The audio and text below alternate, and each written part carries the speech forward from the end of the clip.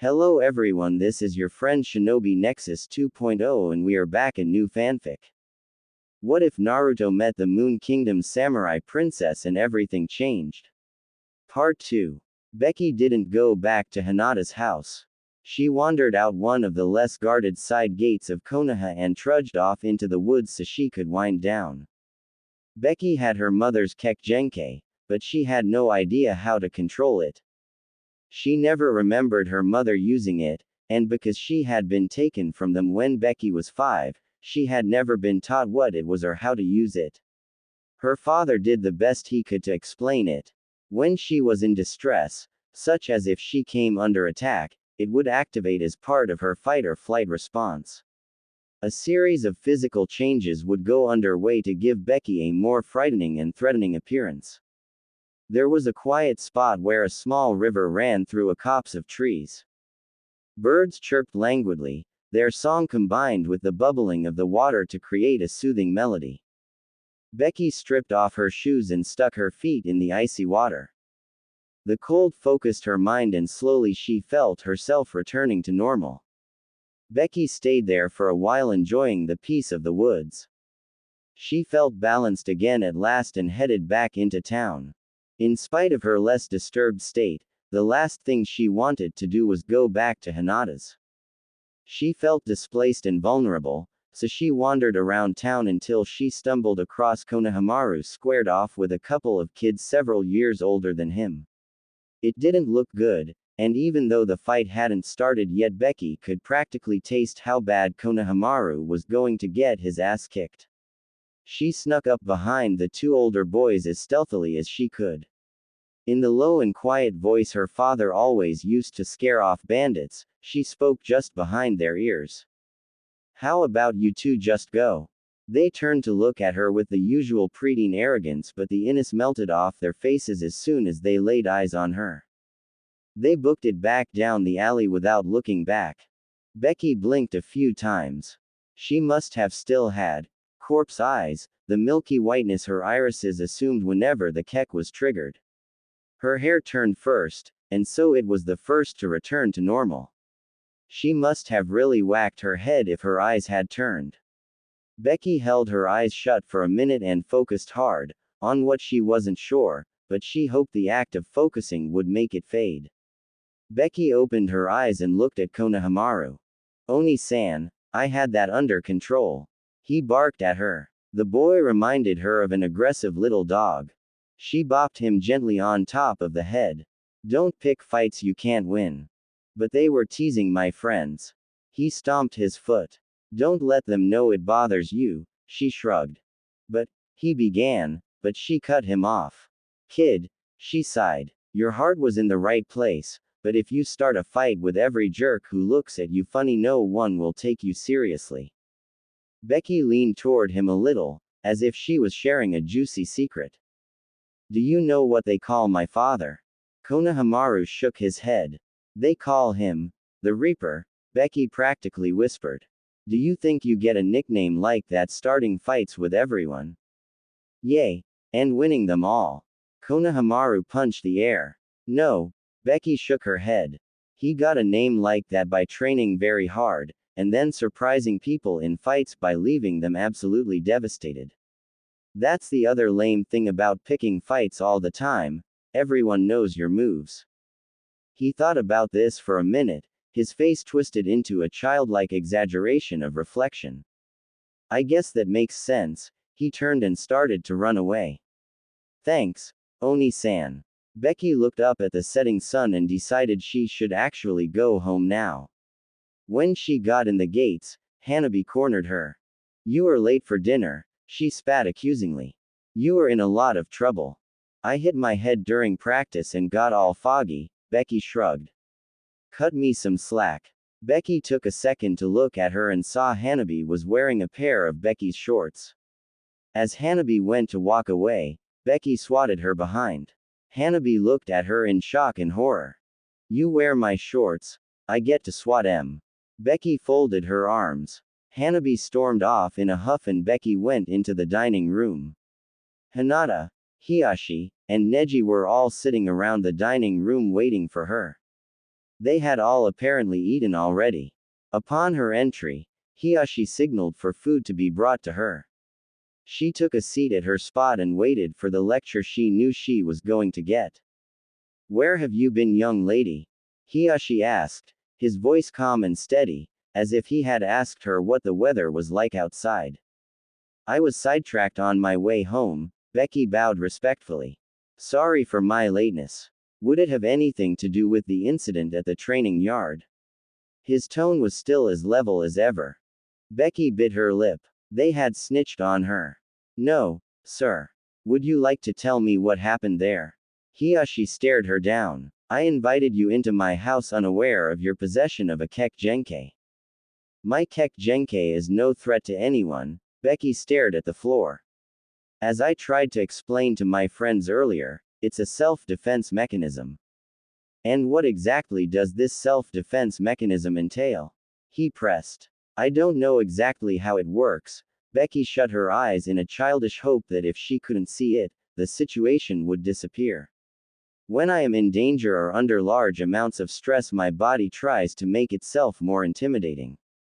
There are physical changes, like my hair color and eye color change, and my skin gets very pale. How are you unaware of how your own powers work? There was suspicion in his voice. This was my mother's kek, Becky said. We lost her when I was 5. Hiyashi considered the facts and then turned to Hinata. Daughter, you saw this power with your own eyes. Was she in control and posed no threat? Hinata looked at Becky and then her father. Yes, father. Then I see no reason to continue on the matter. Hiyashi waved his hand dismissively. If there are any further unexpected developments in this matter, I will be inclined to inform the Hokage. Becky bowed, glad that this was not going to escalate any further. Thank you, sir, she said, her nose almost to the floor. Enjoy your meal. He rose. I have business I must attend to. Hiyashi departed, and the silence between the remaining 3 could be cut with a knife. Neji broke it with the force of a hammer on glass. I was there, Becky, he spat. I saw your transformation. You looked like a monster. Monster is a subjective term, she said evasively as she picked up her chopsticks and began to eat her dinner. Bless the cooks, she thought. They had kept it hot for her. Why are you keeping secrets from us? Neji pounded a fist on the floor. We invited you into our home. Because it's not anyone's business, Becky growled, her voice taking a dangerous tone. My Kekgenkai is useless from a combat standpoint. It's just scare tactics. If you don't understand how it works, how can you say that for sure? Neji prodded. Becky was getting a headache. She was emotionally and physically drained from her day, and the last thing she wanted to do was rub salt in the wounds she'd carried on her heart for a lifetime. Because my mom used it trying to fight off Orochimaru and it didn't work, she wanted to scream but she forced herself to stay calm. Her composure wasn't complete. Before she could stop herself, she spat.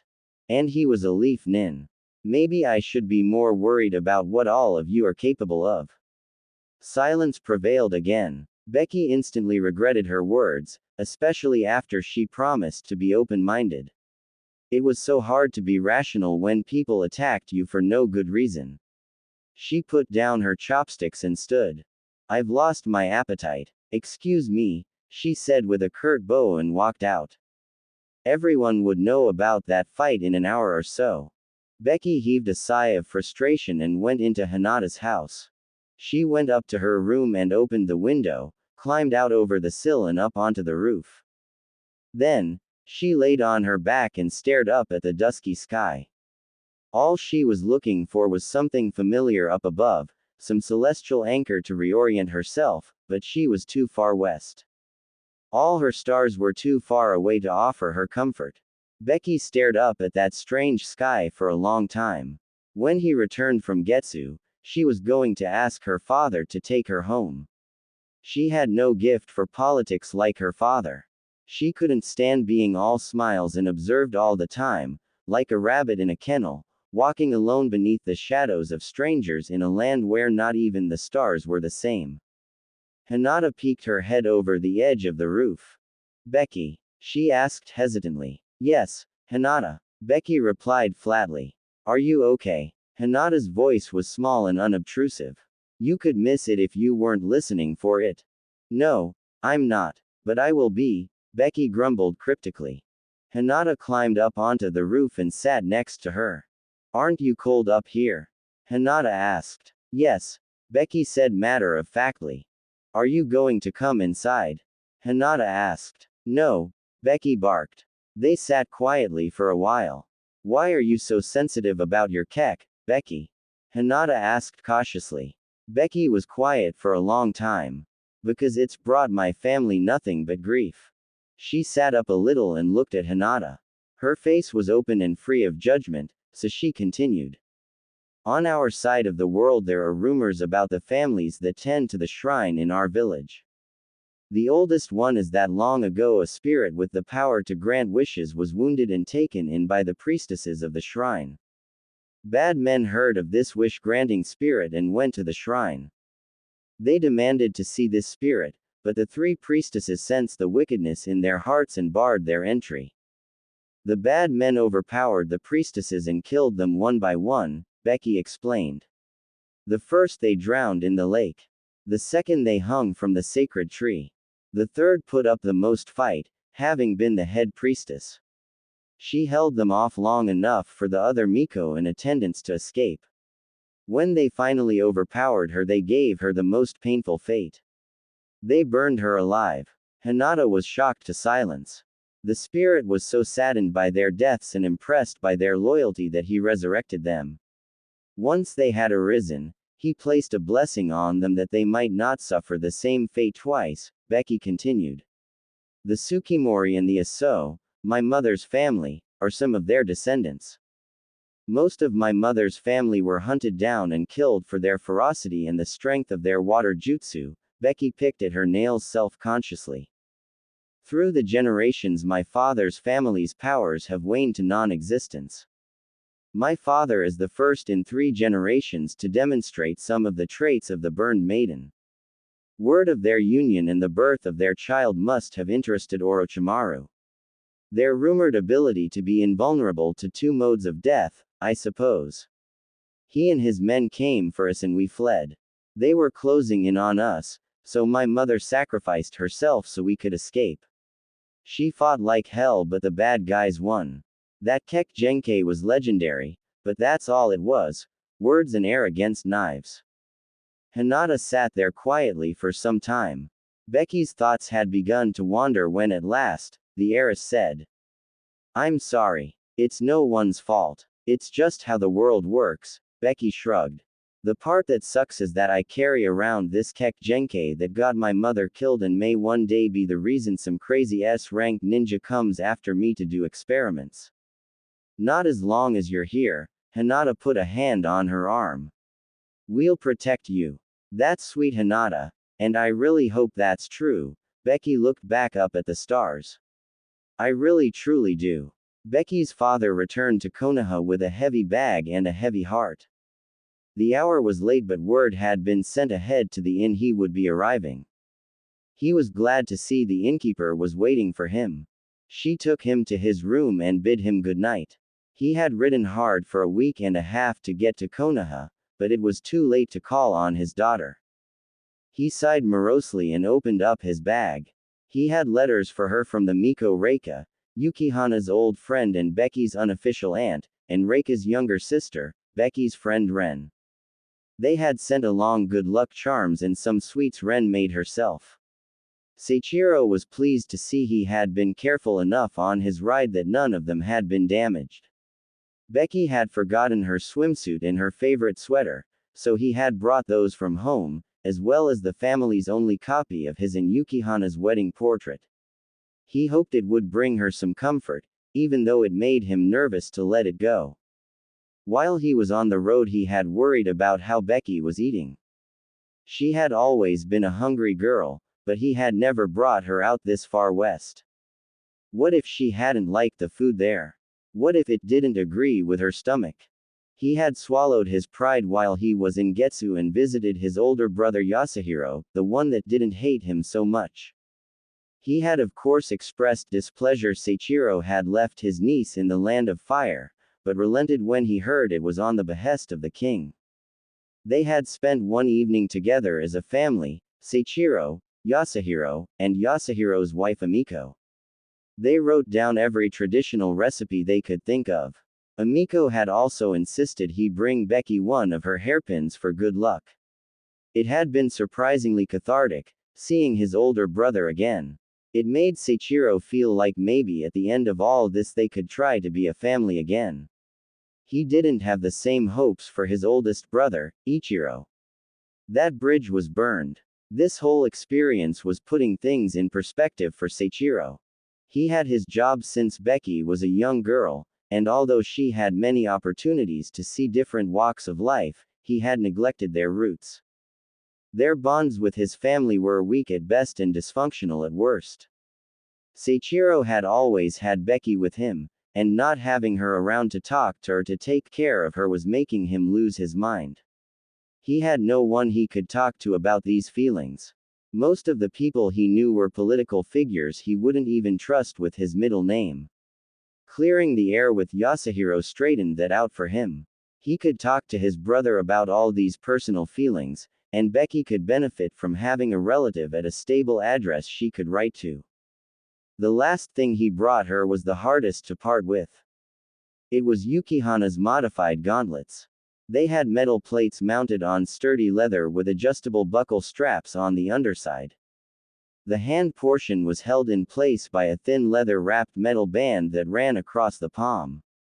The Aso family crest, a crescent moon hovering above crashing waves, was etched into the metal plate on the back of the hand.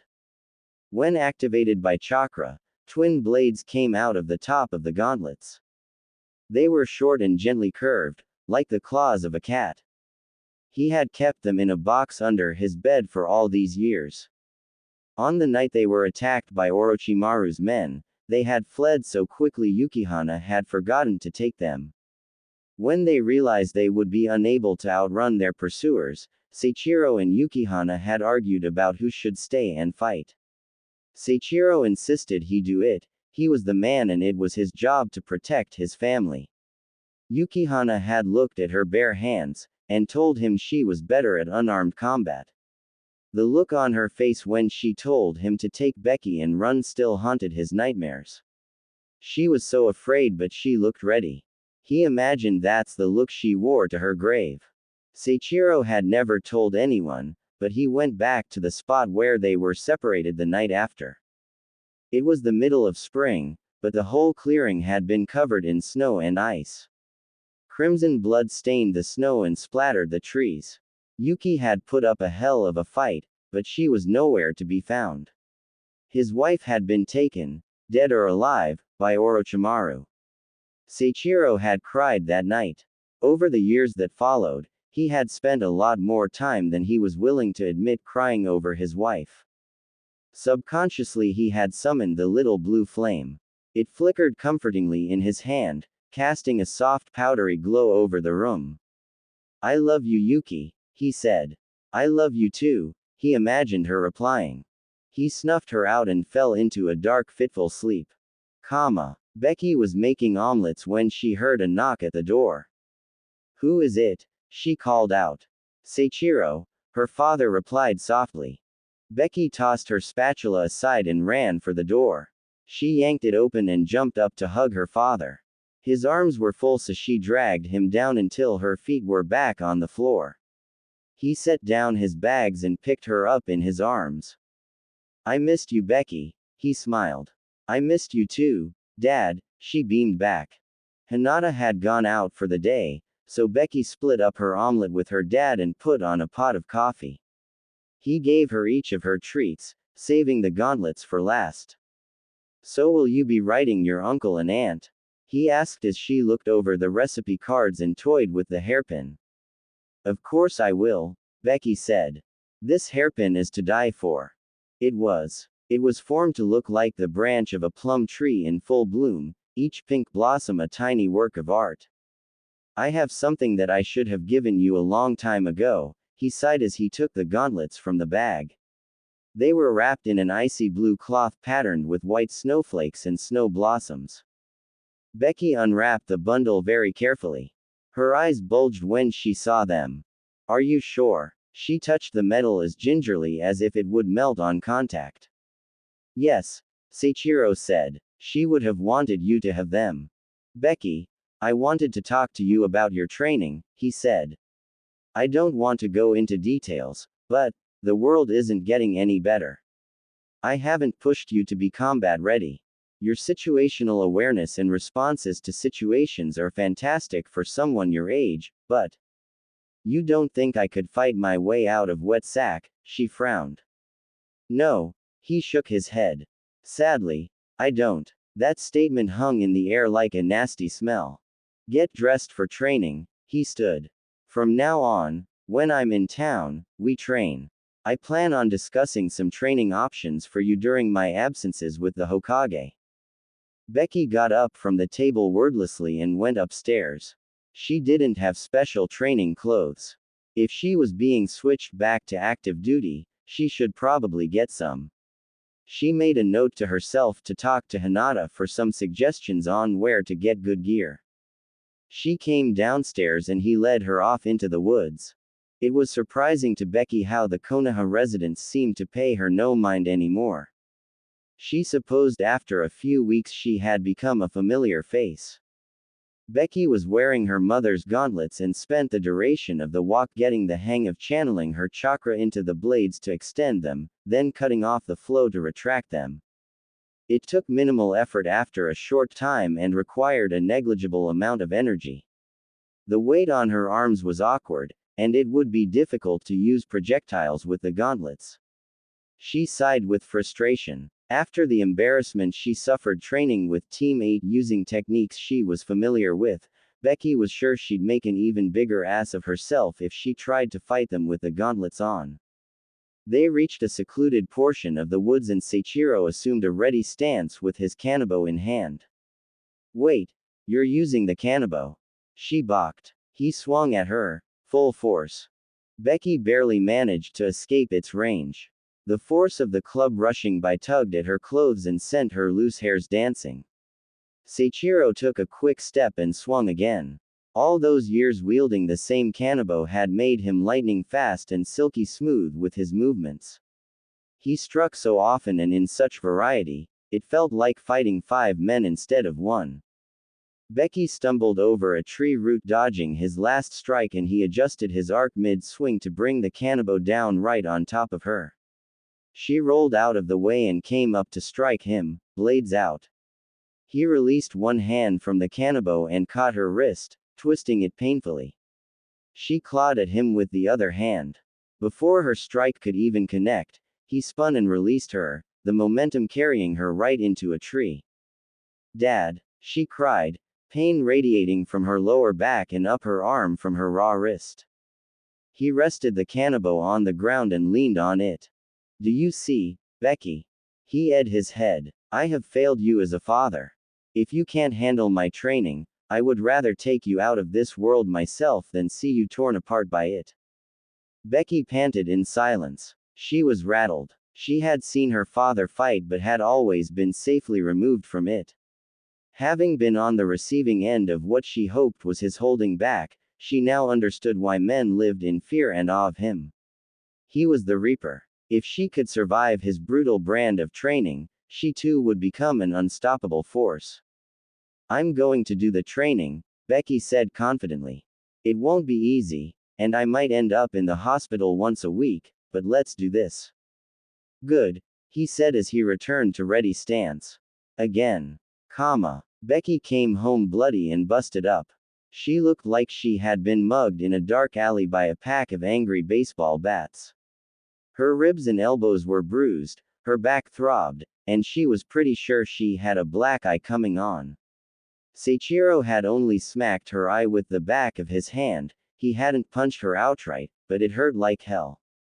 Hinata was pouring tea when Becky walked in. One look at her sent Hinata pouring hot liquid all over the table. Becky. She cried out and rushed over to her friend. I'm okay. I'm okay, Becky grumbled. I was just training with my dad. Training? Do you mean being beaten? Hinata asked as she started assessing her wounds. No, it's not like that, Becky shrugged. His logic is he's been too soft on me. Which he has, truth be told, so now he's overcompensating. Hinata bit her lip to keep herself from commenting. Quickly the need to comment passed as she realized no major damage had been done. Seiichiro was an expert. He had hit Becky just hard enough for her to experience pain, but her injuries, as ugly as they were all surface wounds. Can I get a bag of frozen peas for my face? Becky pointed at the aching eye. Hinata wrapped the bag in a hand towel before handing them over. 10 minutes on, 10 minutes off, Hinata cautioned. I got it, Becky waved her off. Oh, there was something for you in the mail, Hinata said, handing Becky a crude handmade envelope. Becky sat up and opened the envelope. Ah, she smiled. What does it say? Hinata asked. You're super pretty and nice, your secret admirer. Becky lowered the peas as she read. Looks like you made an impression on someone. Hinata gingerly patted her head. Might be one of the kids in the kinder class. Becky winced, and Hinata retracted her hand. That's an awful lot of work for a kindergartner to find out your address, Hinata edged her head. Uruka probably helped them, Becky sighed. That chump is a hopeless romantic, you can tell just by looking at him. I did eavesdrop on him talking to one of the other teachers though, so you could say it's as good as confirmed. Really? Hinata blinked. Even though she was an adult, it was hard to think of her old teachers as people. It was almost like they were immortal beings separate from mankind, bound to the school and devoid of personal lives. Yeah, he ships his students, Becky chuckled. You're kidding. Hinata slapped the table involuntarily. Nope. But he's super secretive about it, Becky leaned in conspiratorially. I mean, I'd be a pretty safe choice to confide in given I don't know half of the people he could tell me about, but his lips are sealed. Hinata burned to know who he shipped Naruto with, but she realized it would be very unlikely that Iruka-sensei would divulge such a secret, especially if he didn't ship him with her. Don't think I haven't tried everything, Becky put the ice back on. I asked him about all the other girls in your class to do process of elimination, but I'm telling you, that guy could safely hold all the village's secrets. The man is an iron wall. Hinata gestured to the box of treats on the counter. Are those yours? Yeah, but have as much as you want. My friend Ren made the cookies, and the wagashi are from my favorite shop in Getsu. Becky pointed at them respectively. Hinata poured them both some tea after she cleaned up her earlier spill and split some of the treats with her. They were surprisingly good. They were less sweet than she was used to but more flavorful. The girls gossiped a little more about who they thought Uruka would ship when Becky opened up one of her scabs. That one looks like it's going to be a problem. Hinata rose and walked over to the cabinet she kept her first aid kit in. She took out the ointment her family was so famous for. I'm sure it's going to be just fine. Becky eyed the slash that ran diagonally from the back of her shoulder around to the front of her elbow. She had probably earned that one getting tossed into the tree like a ragdoll. Hinata washed her hands and brought the container over to the table. She popped the lid and dipped her first 2 fingers into the ointment. Becky immediately backed her chair away from the table. Oh my god, what does that reek? Becky coughed. It smells like old cat piss and moldy leaves. This is an ointment. It prevents infection and boosts healing. Hinata grabbed at her arm. Becky yanked it out of reach. Oh no, you are not putting that shit on me. Becky shook her head and stood up. No sir. I'm going to go wash it with soap and water and you can put your skunk gel away. Hinata was losing her patience. Becky was just as old as she was and she was acting like a child. Becky, that cut is going to keep opening up and you're going to get it infected. Hinata stood and cornered her. Let me put this on so it can seal the wound. Screw that noise, I'm out. Becky ran for the kitchen door just as Neji opened it. Oh, excuse me, Becky. Neji began to step out of her way. No, don't let her leave. Hinata cried out before she could stop herself. Becky tried to dart by Neji, but he grabbed a hold of her arms. Dude, let me go. Becky stared him down. Lady Hinata, what's going on? Neji looked over at her with confusion in his eyes. She got hurt during training and won't let me put ointment on her cut. Hinata stomped over and stuck out her hand to apply the medicine. No. Becky, with the sudden boost of energy of a disobedient child, wriggled free of Neji and made a break for the courtyard. Hold this. Hinata tossed the container to Neji and took 2 leaping steps to catch up with Becky. With 4 quick strikes to pressure points on Becky's back, Hinata fully immobilized her. Becky dropped to the ground flat on her face, unable to raise her arms to break her fall. What the hell, Hinata? Becky's cursing was muffled by the ground. I thought we were friends and you're blocking my chakra and shit. Don't you do this. Don't you dare put that crap on me, I will never forgive you, Hinata. There, Hinata sighed with frustration as she took the container back from Neji. You would think she was a child the way she acts about a little smell coming off of the medicine. Lady Hinata, look, Neji interrupted, pointing at Becky's body. Somehow, she had begun to crawl with just her arms, sheer willpower dragging her body away at a snail's pace. How are you moving? The Hyugas cried out in unison. I don't like it. I don't wanna. Becky cried as she dragged herself away with the willpower of 1,000 disgruntled children trapped at a family reunion. Neji shook his head and pinned Becky's arms behind her back as Hinata applied the ointment to her wound. Becky whined the whole time, her complaints dying down to small pathetic grumbling noises. Come on, Neji sighed as he threw Becky over his shoulder like a sack of potatoes. Let's put you to bed. I will get you for this, Hinata. Becky's eyes burned with ridiculous, childlike rage. Maybe not today, maybe not tomorrow, but one day crab or eel are going to end up in your dinner and you will know it was me. Hinata frowned at her. That was just the sort of impish revenge Becky would take on someone. Instead of acknowledging her, Hinata rolled her eyes and turned down the sheets. Neji tossed Becky on the bed unceremoniously and Hinata threw the sheets over her. The two walked out grumbling about how unreasonable she was.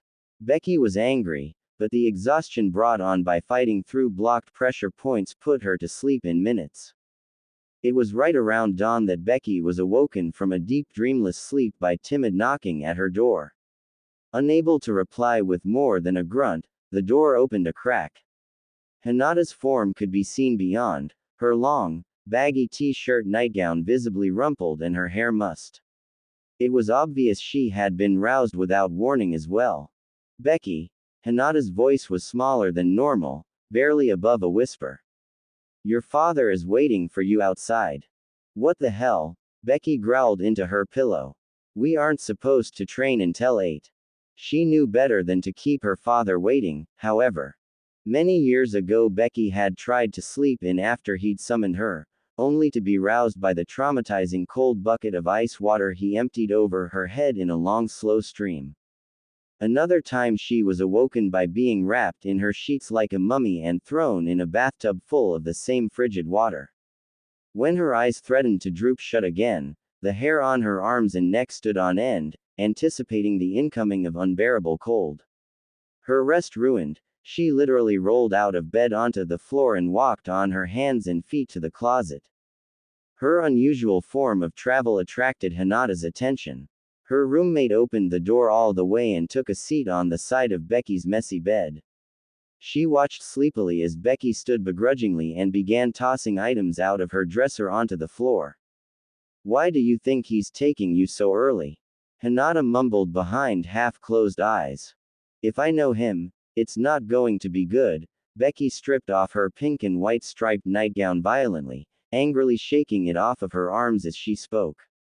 He's probably going to make me hike into the middle of nowhere, strap a friggin' oxcart to my back and make me haul it all the way back here. Hinata had slowly sunk back into the warmth of Becky's bed, filling the cozy imprint her friend had left behind. Should you eat something? She slurred into the pillow. No, I'll just end up throwing it up on my shoes. Becky pulled on her red sports bra and black compression leggings. It would probably get warm later on, but she needed the protection of full leg coverage knowing her father's history of training location choices. He's usually nice enough to have a bento stashed somewhere along the way. I mean, he makes me find it first, and it's usually strapped to a tree limb or buried under a false-bottomed rock, but he still feeds me. Becky's comment was met with soft, steady breathing. She looked over to see Hinata curled up and fast asleep in her bed. A dark gray sleeveless wrap shirt with a blue wave pattern caught her eye. It was cotton, and would compensate for her ventilation issues later in the day. She had the bright idea to sew shoulder pads into her wrap shirts because of how often her father made her haul carts and overstuffed hiking packs. They were a godsend, but made her look like the lead singer of a hair band. This look was strengthened by the fact she didn't have time to brush and braid her out-of-control mane. She tossed the blankets over Hinata as she walked downstairs, hurriedly tossing her hair in a messy bun. As she walked to the front door, she passed the hall mirror and caught her reflection. It's going to be a bad day when you start training looking like you just finished it, she thought. Seiichiro was patiently waiting outside watching the sun slowly make its ascent in the morning sky. He heard the thudding of his daughter coming down the stairs. There was a lot he took pride in, but how she fumbled around like a freshly animated corpse had been a source of annoyance for years. As a shinobi, he had tried to drive home the importance of being able to rise and be alert instantly. However, as a shinobi and as a father, he had always had to drag the girl kicking and screaming to the academy every morning. For the longest time he thought that she didn't want to be a kunoichi or that she hated school. Long after she graduated, he realized that no matter what the day would hold, Becky would never be a morning person. With that thought in mind, the door swung open and he was faced with his daughter. She looked as dead as she moved. No matter how much sleep she got or how much water she drank, she always rose with dark bags under her eyes and skin as pallid as snow. The look she gave him could curdle milk. Good morning, sunshine. Her father suppressed a smile at the glower she gave him in response. Are you ready to train? Yes, Daddy dearest, she hissed as she stumbled along the drive towards the gates. I swear to heaven and hell if you make me pull an oxcart I'm going to run you over with it. If you can catch me while pulling an oxcart, I will gladly lay down in the road, he smirked and Becky rolled her eyes. He's up to something, she thought. His snark levels are through the roof this morning. Whenever her father had something truly insidious waiting for her, he couldn't help but poke at her leading up to it. It was like he was patting himself on the back for something that hadn't even happened yet, applauding his own genius. To her surprise, instead of heading off for the forest, her father led her into town. Her suspicion mounted with each block they traversed closer to the center of the village. What is he planning? Becky had broken a sweat already, her nerves a mess. Was he going to try to drown her in the hot springs? Knock her out and leave her in an abandoned building tied to a chair? Give her a key to a mysterious basement under a house somewhere in the city and leave her behind never to be seen again? When he stepped through the entry of a diner and motioned for her to enter, the hair stood on the back of her neck and she had the pressing urge to flee. Of course, to an outside observer, this would seem ridiculous. She cursed under her breath as she pushed aside the Norin to enter behind him. Too many times she had been forced into one of her father's traps by the peer pressure of bystanders. There would probably be some horrible potential arranged marriage waiting for her, a bunch of relatives she hadn't seen since she was 5, or a really grisly tattoo artist waiting for her. Her danger meter might be off, she had just woken up and had only had about 4 hours of sleep. Seiichiro might just be treating her to breakfast for once. When he took a seat at a book across from the shadiest bastard she had ever seen, she knew she should have trusted her danger meter and ran for it. Now that she was inside and they were looking at her expectantly, she sank down into the booth beside her father. The man was in his late 20s or early 30s, with pallid skin and sunken cheeks that gave him a cadaverous look. He wore dark sunglasses with dorky round lenses, even though they were inside and the morning sun wasn't bright. He wore his Konoha headband like a do-rag that covered most of his dark hair. He wasn't physically intimidating the way her father was. Even though he was above average height, he was a whole head shorter than her father and about half his width. There was a quietness to him that she found unsettling. Years of experience with her dad taught her to be leery of watchers and listeners. "Have you been waiting long?" Her father broke the silence with the nonchalance he was famous for. "Not long." The man gave her father a pleasant smile and turned his attention to her. "So you're Haruka." Becky blinked in surprise, now fully awake. She turned on her father with the speed and viciousness of a rattlesnake someone had poked with a stick. "Dad," she hissed. "On all the official paperwork, your legal name is listed, Becky." Her father waved over the waitress and ordered them all coffee. "She seldom uses her first name, Ebisu." "That's a shame," Ebisu frowned. "It's a lovely name. She doesn't like it because she's named for a relative," her father explained. "If by relative you mean someone who has been dead for over 200 years and is famous for burning people alive," Becky grumbled into her hands. It was too early for this shit. If she didn't know her father would grab her by the seat of her pants the second she tried to, she would have bolted already. "Ebisu is a highly qualified trainer of young shinobi here in the Leaf." Her father ignored how she had buried her face in her hands. Her breath came out in low growls. Unfazed, he reached past her and fixed his coffee with sugar and cream.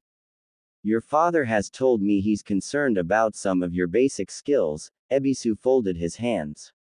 "What do you feel your strengths and weaknesses are, Bekako?"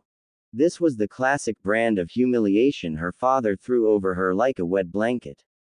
He would bring her around highbrow types in the who's who of a village, only to talk to and about her like a child. Part of her wondered if he hoped someday it would all suddenly click, and she'd say all the right things to the right people. Unfortunately for him, at this rate it was more likely that she would snap, like a cord stretched too thin for too long, and kill everyone in the room. "Well," Becky said after heaving a deep sigh through her hands. "I graduated, so I can't be that bad at basic skills. I would say my weakness is that I have limited field experience on missions of greater danger than AC rank, and my strengths are putting up with my father and tolerating shitty coffee." Ebisu turned his attention to her father, not acknowledging her snark with even a raised eyebrow. "Could you elaborate on what skills you would like me to target, specifically, for the next quarter?" My God, Becky thought. Quarters. It's like meeting with an accountant. Like the girl said, she doesn't have much field experience. Seiichiro sipped his coffee. "I understand she can't be deployed under Konoha jurisdiction, but anything you could do to simulate field experience would be appreciated." Becky stirred half and half into her coffee. She had hoped that this would be over soon and maybe she could go home and go back to bed, but the way the men were sitting gave her the impression she would be parked in that booth forever. "Now, without going into any details about secret village techniques or anything, what kind of jutsu can you use, Beko?" Ebisu had turned the gaze of his black beetle lenses back to her. She suppressed the urge to roll her eyes and sigh, and replied. "Water-based ninjutsu, the standard stuff." She tapped her fingers on the table. "I don't think I'm that bad at taijutsu, genjutsu or no." "Any reason why?" Ebisu ed his head. "It's messed up." Becky swirled her coffee. "If I'm gonna beat someone in a fight, I wanna do it with my fists. I don't want to get inside his head and crap. I wouldn't want that done to me." "That might be something worth addressing," Ebisu said to her father. Refuting one form of jutsu completely only makes you that much more vulnerable to it. I agree, but there's not much affinity to it, Seiichiro explained. At least on my side of the family. I don't know much about her mother's side, but Becky tends to take after my side in general.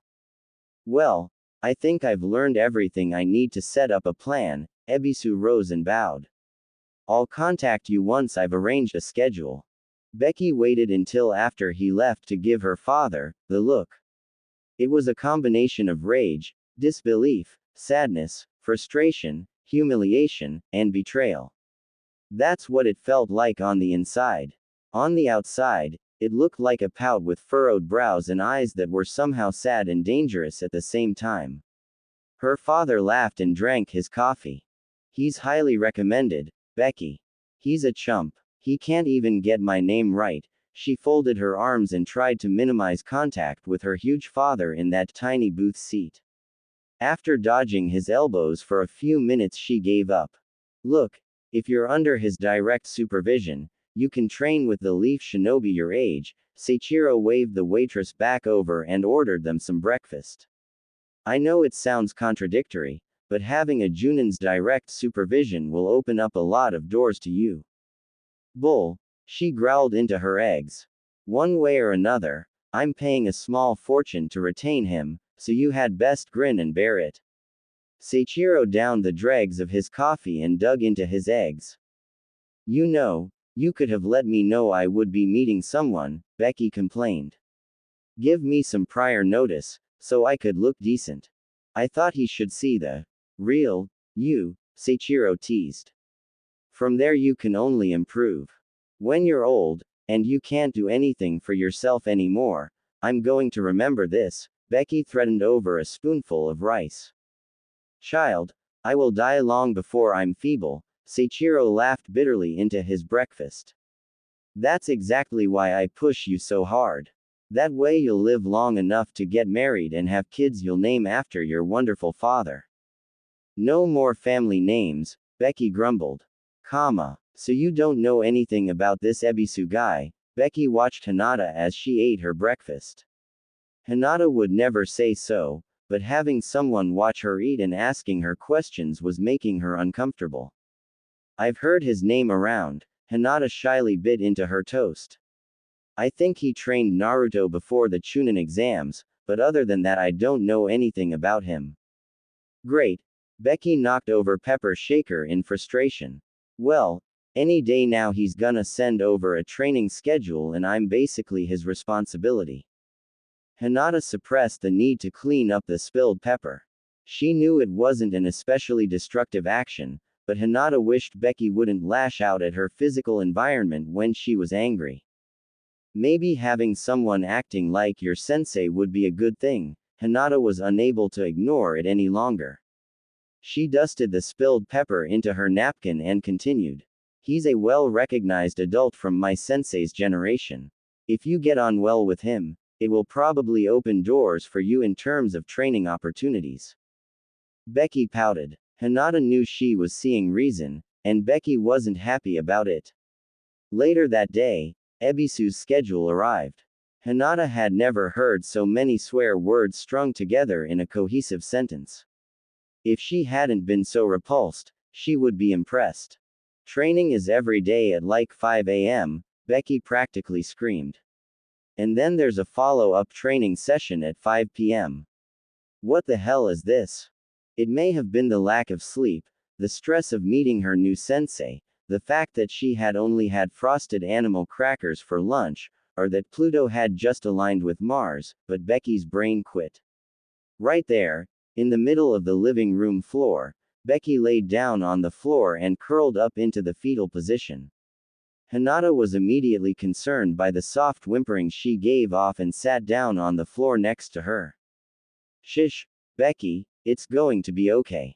No, it's Newt. Becky groaned softly. He's taken the two best parts of the day from me. Sleep in time and dinner time. Maybe it's just temporary, and once he knows where you're at skill-wise you'll train with him less, Hinata suggested. No, Hinata. He's evil just like my dad. Becky stared off blankly at the wall. If he finds out something is important to me, he'll use it against me. I'm sure that's not true. Hinata was struggling for a way to get the 15-year-old off her rug. A silence fell between them. Hinata could physically feel Becky relax as she rubbed her back. In a voice as full of conviction and doom as a seasoned war veteran, Becky said, "I bet he kicks puppies." Hinata lost it. She wasn't sure if it was the paragraph-long, swear-riddled rant Becky had been on earlier, or if it was this last line, but she couldn't take it. She laughed long and hard, the kind of laugh it's hard to catch your breath from, and then you end up laughing so long and hard you laugh at how long you've been laughing. Becky looked up at her in horror. Hinata realized Becky had probably never heard her laugh this loud, and the look on Becky's face just fueled the fire. Hinata laid back on the rug and laughed so hard her sides started to hurt. There was a knock at the door, which neither of them answered. Neji stuck his head in and concern immediately drew his face. "What happened?" Becky, in that same dead serious voice declared. "Neji, I broke Hinata." "And no," Hinata managed to squeeze out between laughs. "It's just that face you're making, and the way you said that." "What? That Ebisu kicks puppies?" Becky asked. "Who kicks puppies?" Neji's face was dead serious. Hinata looked at Neji, and then at Becky with their stone-cold serious faces, and broke into another laughing fit. After considering a moment, Neji held out a hand to Becky, his eyes never leaving Hinata. "We should go." "Yeah." Becky took Neji's hand and he hoisted her off the floor. They watched her the whole way to the door and left her there on the floor, laughing her head off. Becky had a hard time deciding whether or not to make an effort for her first training session with Ebisu. She was sure he would be trying to figure her out, testing the bounds of both her skills and her wits. Her options were thus: try to impress him and look like a chump, or be comfortable and look like a chump. She chose the latter. Following her own lead from the breakfast debacle, she arrived at the designated training yard in the ugliest damn sweatshirt she owned. If she had a colorblind grandmother, she would have knit this thing for her for Christmas. Becky had seen it in a second-hand store in the Mist Village and decided to rescue it. No one else would ever appreciate it for the damned beautiful disaster it was. One could almost call it striped, but the stripes broke into another color at random. It featured an angry magenta, a dirty mustard, a washed-out purple, and a rainbow yarn of all the colors combined. It was so horrid looking, her father denied she was his daughter if she tried to wear it around him in public.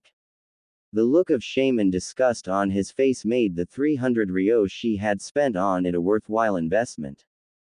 Ebisu was going to test Becky, and the sweater was going to test Ebisu.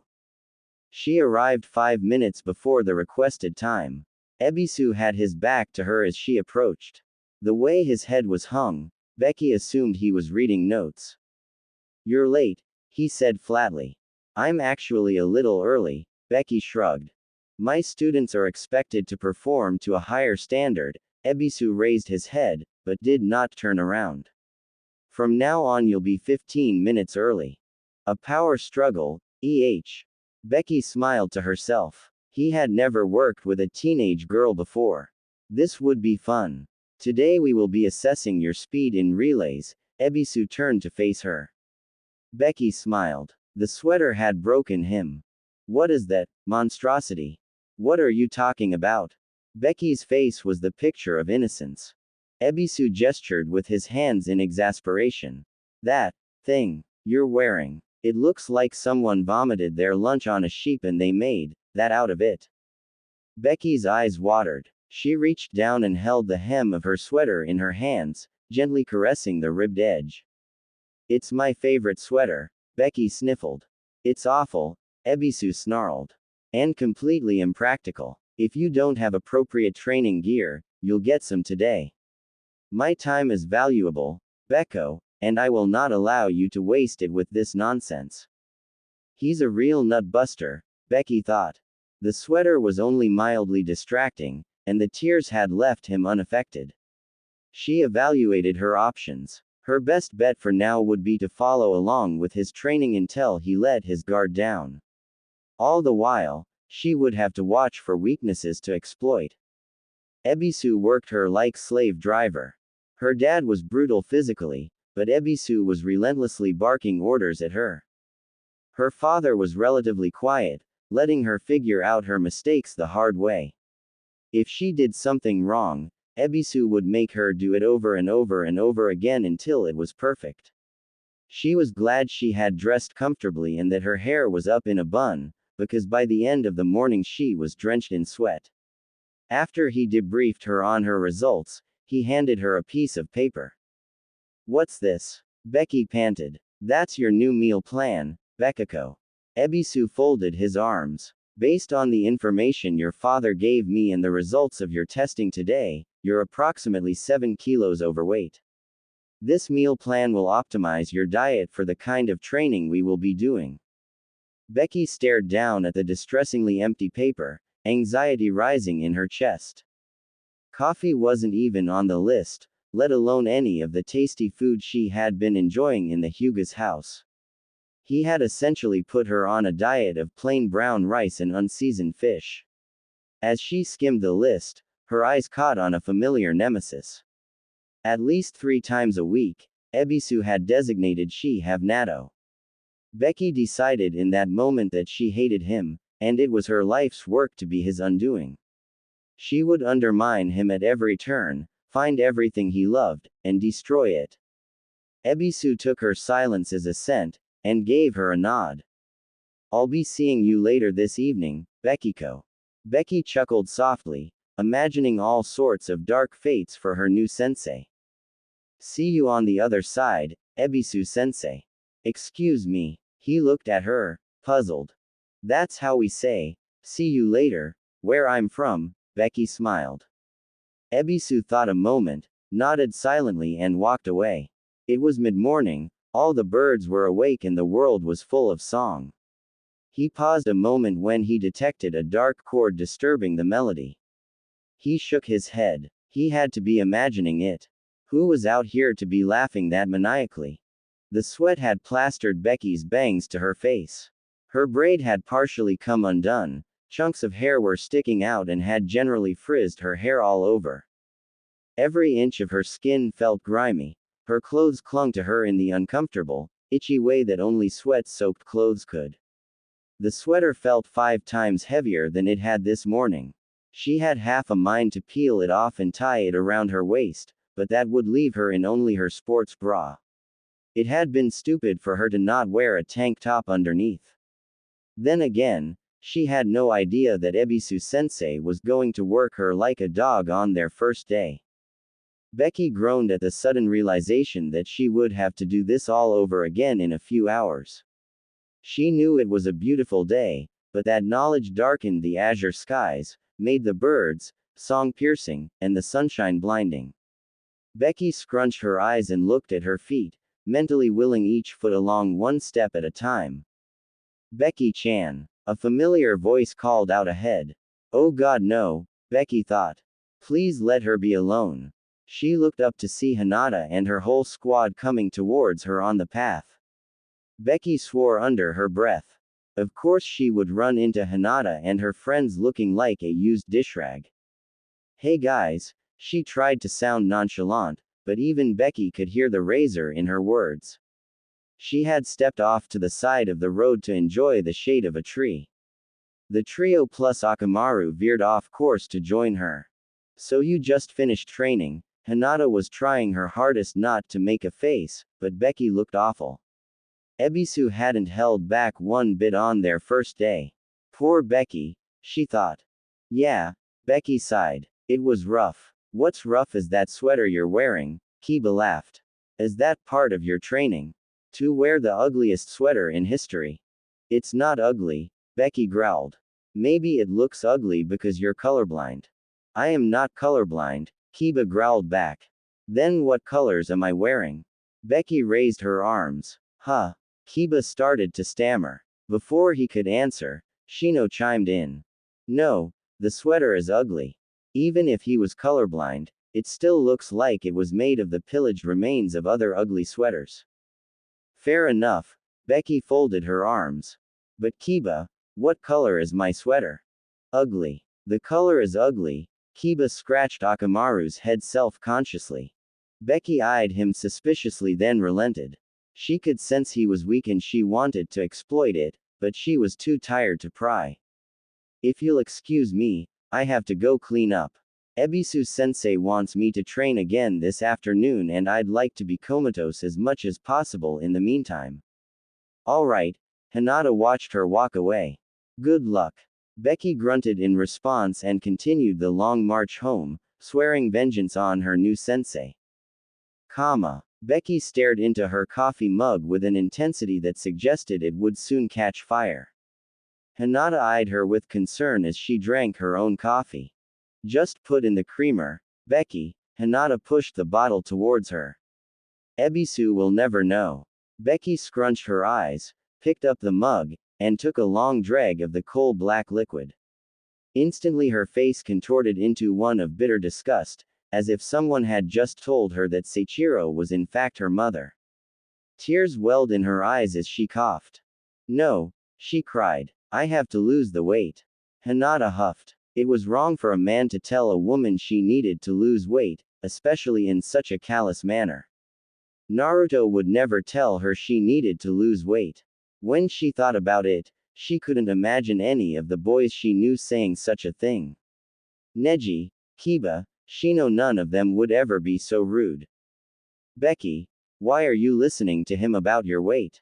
Hinata eyed her friend with concern. Your weight is fine. You're healthy. I think you might be too skinny if you lose all those kilos. Becky considered for a moment before she answered. I'm trying to prove something, Hinata. What are you trying to prove? Are you trying to impress a sensei who clearly isn't doing anything to win you over? Hinata accused. Becky sighed and took another gulp of the inky coffee. Her face twisted just as much as before, and stuck that way for almost a full minute before she could answer. I'm not trying to impress him. Becky looked out the window. Look, I don't want to give it away, but I have a plan. A good plan. But it involves me being the perfect little student for a while. That worried Hinata. There was something in the way Becky spoke that set Hinata's hair on end. There was danger there, but she couldn't tell if it was for Becky or Ebisu. Becky, just tell me, Hinata urged. Maybe I can help you.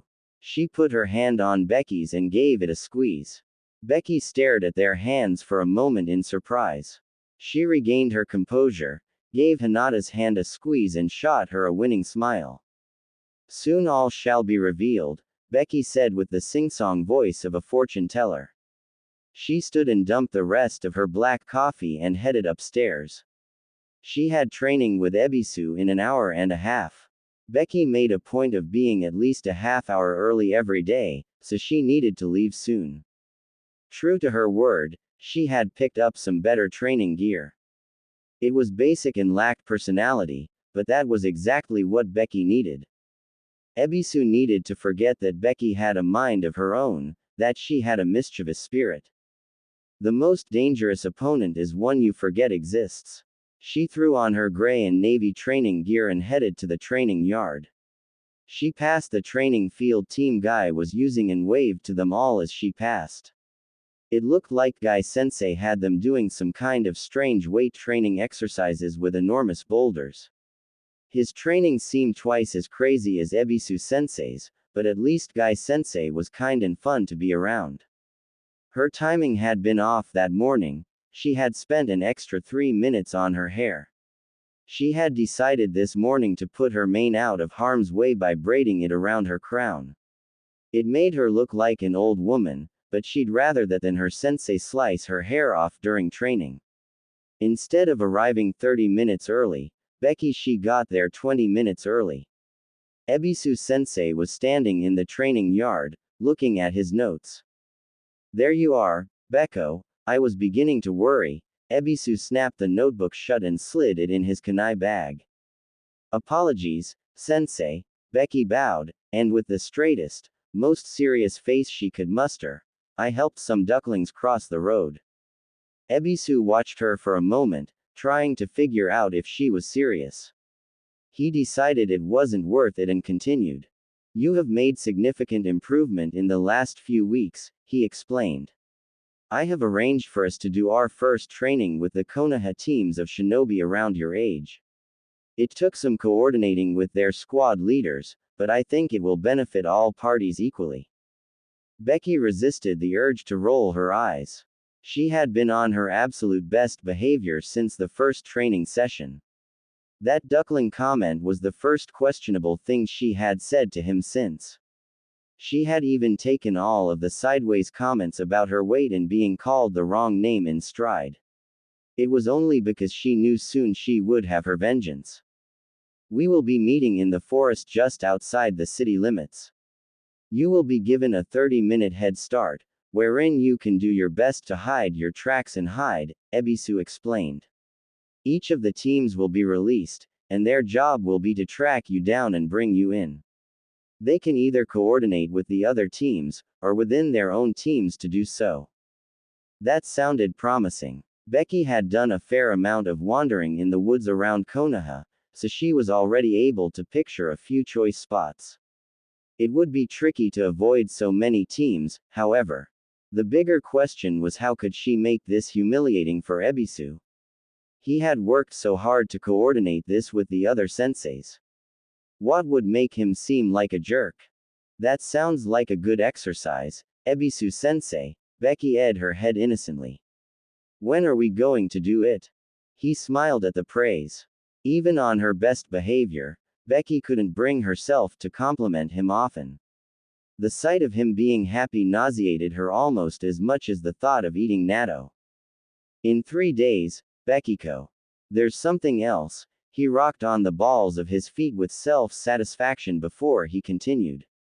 All the teams, yourself included, are going out to eat together afterwards to celebrate everyone's hard work this season. It was Becky's turn to smile. She had 3 days to set up her sweet revenge. Becky came home sweaty but grinning, which made Hinata nervous. Usually after her afternoon training with Ebisu sensei, she groaned and complained for at least 20 minutes about how he was a snarky little yokai who was put on this earth specifically to torment her mortal soul. Then there would be conjecture about how he probably made mean faces at babies until they cried and double-dipped at restaurants. Today was different. She rolled in the door and gave Hinata a big, sweaty hug. Hinata's first instinct was always to lock up upon sudden physical contact, especially when it smelled so ripe. She eased into the hug and patted Becky's back as she nuzzled Hinata's neck. What are you so happy about? I've got him, Hinata. Becky pulled away and shook her friend gently. I've got the bastard right where I want him. Hinata blinked in confusion. It had happened. Ebisu had pushed her so far that Becky had snapped. There's no time to explain. Becky shuffled around in the supply closet. Is there a groundskeeping shed on the property? Hinata thought long and hard about whether or not she should tell Becky where she could acquire pitchforks and axes. Why? Becky eyed Hinata cautiously, realizing that she had probably said too much. You know what? Don't worry about it, I'll take care of it.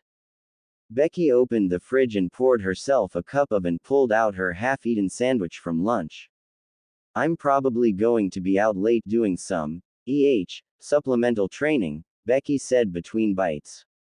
Don't wait up for me. Hinata was growing very nervous. What could she do?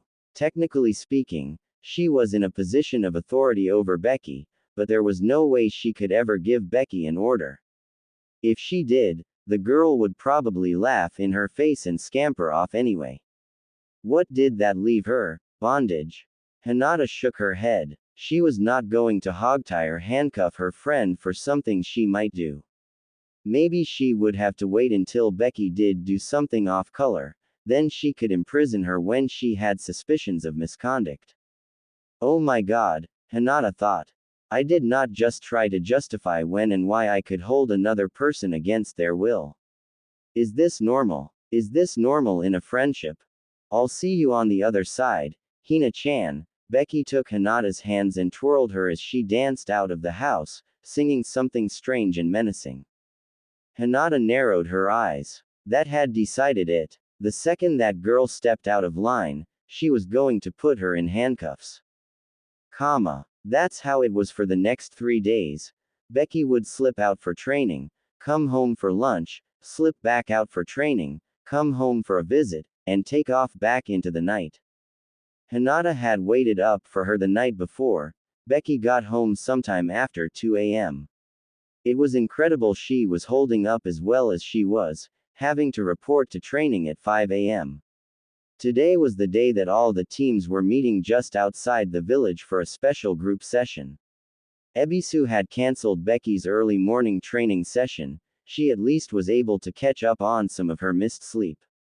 Hinata was making oatmeal when Becky came down the stairs, stretching languidly like a cat. "Morning, Hina-chan," Becky purred. She sounded so self-satisfied.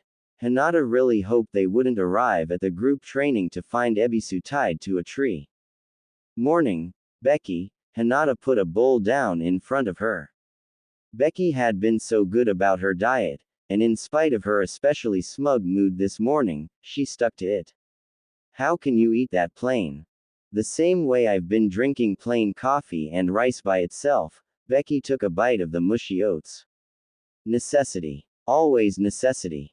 You're like a different person lately," Hinata grumbled.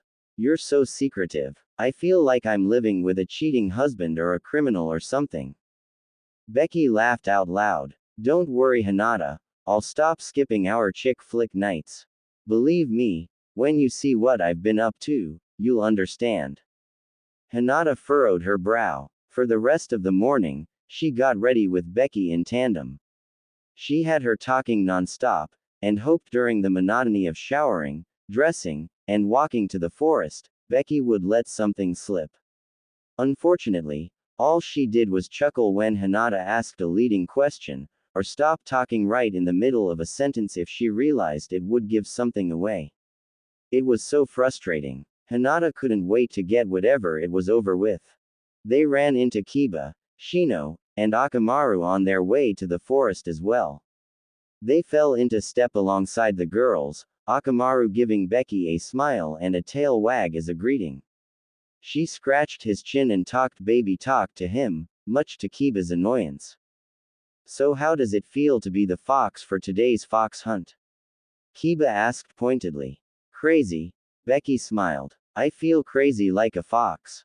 You know, our team specializes in tracking." Shino adjusted his glasses. "It's likely we'll be the team to bring you in." Becky patted him on the shoulder.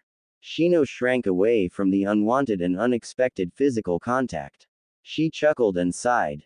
"Oh Shino, if you only knew. If you only knew," she repeated. Shino and Kiba both looked at Hinata uncomfortably. "Don't look at me, she's been like this all morning." Hinata folded her arms. "What's the deal, Becky? Your sensei overworking you or something?" Kiba poked her. "You aren't making any sense." "It doesn't need to make sense." Becky rubbed her hands together. "It only needs to work. How about we just stop talking to her?" Kiba suggested. "That might be a good idea," Hinata sighed. "Agreed." Shino was dusting off his coat where Becky had touched him. They walked out of the village gates and followed the road for a few minutes. They saw Guy, Ebisu, and Asuma-sensei standing in a copse of trees off to the left. The group walked over to join them. Several members of the other teams were there, however a few faces were still missing. Ino, Shikamaru, and Choji were the first to spot them. Choji waved them over. "So bitchy, I guess we're supposed to hunt you down today." Ino tossed her hair. Becky smiled sweetly as she shot back. "How'd the operation go?" "What?" Ino blinked at her in confusion. "Sorry. With all the bandages it looks like you got a job and a change." Becky folded her arms. "Okay. That's enough you two." Shikamaru shook his head. "Women are so troublesome." The girls separated, but the tension could still be felt. Hinata face-palmed. It was going to be a long day. "Whatever, Becky, we're going to find you," Ino growled. If I find you first, I'm going to kick your ass. Becky put her hands on her hips and puffed up her chest. If you find me Ino, I will run down Canal Street in my underwear. You're on, bitchy. Ino glared. Hinata sighed. She didn't know what it was about Ino that bothered Becky or vice versa. Maybe they were fighting for the title of bitchiest blonde girl. Some days it was hard to tell who was winning. There you are, Becky. Ebisu waved at her impatiently. Go. Go take your head start so we can get this show on the road. As you say, Sensei, she practically skipped off into the woods. The bounce in her step made Hinata nervous. She was way too happy. 30 minutes later, after everyone had finally arrived, Ebisu began to explain the drill. Gather round, everyone, Ebisu smiled pleasantly. I don't know how much your senseis have told you, so I'll just go over everything. Your job, either as teams or in partnership with other teams, is to hunt down and bring Beko back. Her job is to evade you for as long as possible. Hinata cringed. Ebisu had been working with Becky for almost 3 weeks and still didn't know her name. No wonder she didn't like him. When he gave the signal, the squads took off into the woods.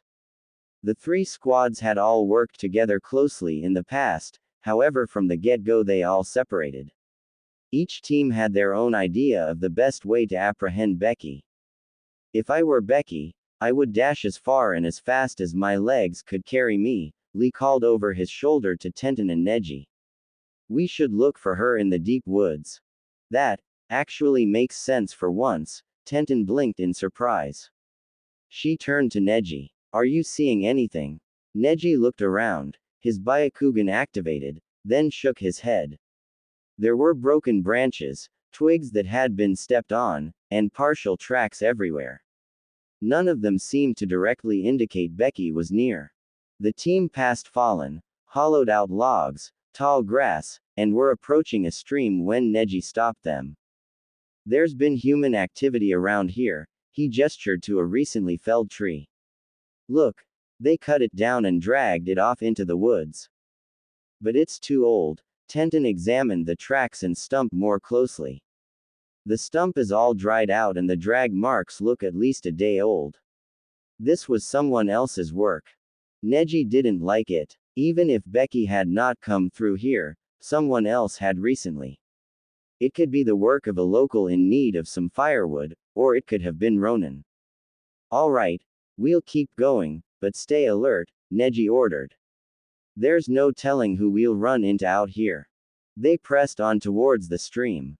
Trees grew closely on either side, there was no break in the canopy. River rocks projected up over the surface, creating a sporadic but natural bridge. Lee smiled at Tenten and Neji. I'm going to clear the stream in one leap. Lee, now probably isn't the best time, Tenten protested, but Lee took a running start. She ran forward to stop him, and felt something dig into her shin and snap.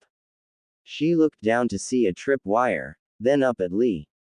Before she even had time to cry out, a log hidden up in the canopy swung down on a set of vines, sweeping into Lee in midair and knocking him 10 feet away into the stream. Lee, Neji and Tenten cried together. Wait, Neji yelled as Tenten began to race to Lee. Let me check for more traps. He scanned the immediate area and found no other threats. It was bizarre. Who would do such a thing, and why? They were in the middle of nowhere, and the rig was complicated. Neji, he's out cold. Tenten's eyes were full of tears. We have to get him back to Guy Sensei. Neji looked around. Their teammate was hurt. Team Guy had clearly chosen the wrong path to pursue Becky with. By the time they got Lee back to their sensei, another team would surely have found her. It would be best to cut their losses and help Lee. He picked him up and carried him on his back. You're right. Let's go, Tenten. Team Guy reached the senseis about 15 minutes later. The senseis all seemed surprised to see them. What happened? Ebisu asked as they emerged from the trees. We sprung a trap out there, Neji explained, lowering Lee gently to the ground. Lee took the hit. He's unconscious but otherwise unharmed. Sorry we're so late, Tenten apologized. So who found Becky? No one has yet. Ebisu shook his head. You're the first team we've heard from since you all went in. Lee would want you two to keep up the chase. Guy's eyes were filled with manly tears. Catch her for him. Fill your hearts with youthful passion, and there's nothing that can evade you.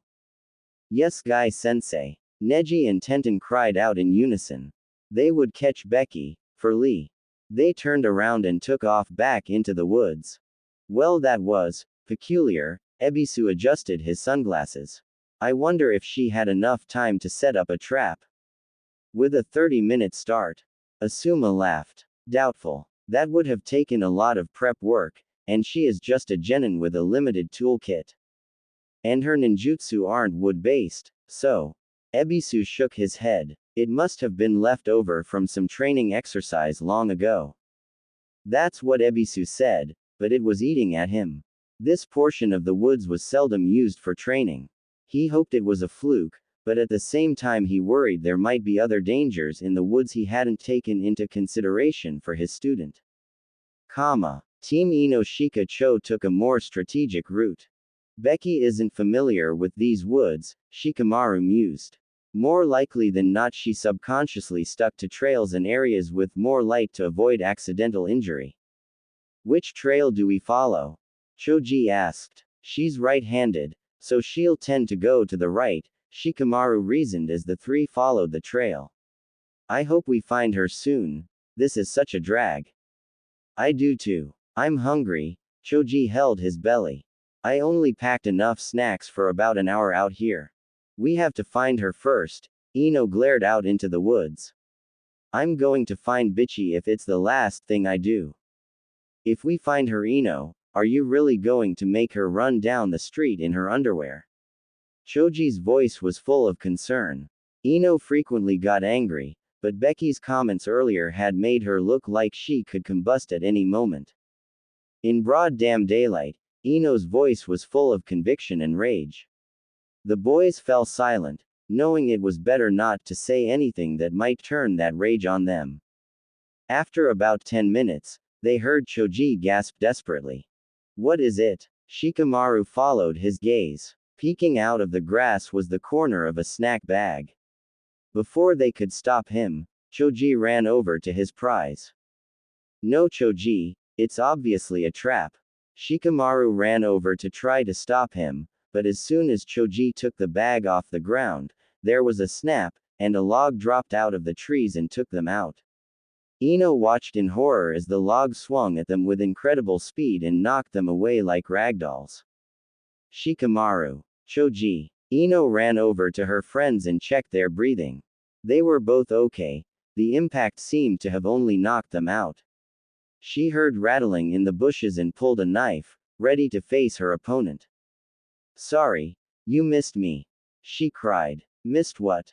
Shino, Kiba, Akamaru, and Hinata emerged from the trees. What happened to them? Kiba cried in disbelief.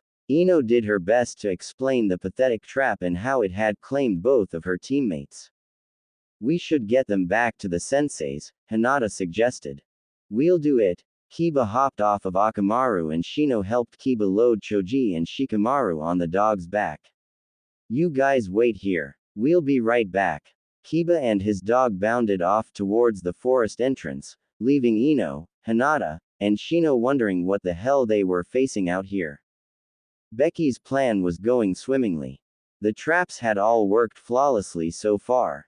The Konoha squads never anticipated she would have time to leave traps. That was the linchpin of it.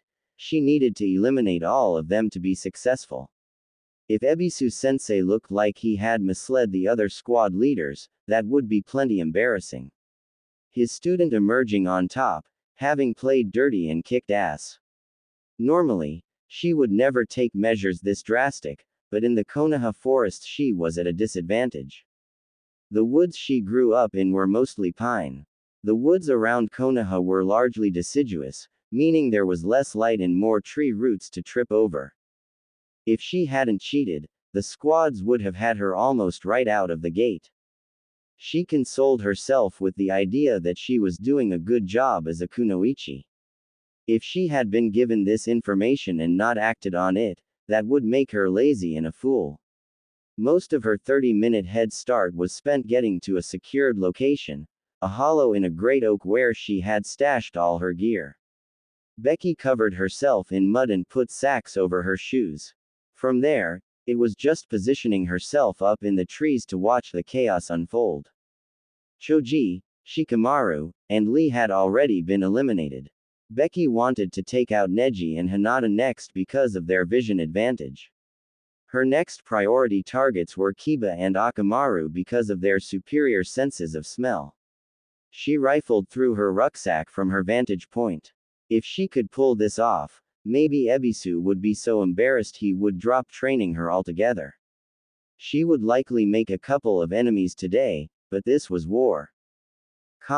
Shouldn't we wait until Kiba-kun gets back? Hinata hesitated as Shino and Ino started to walk off into the woods.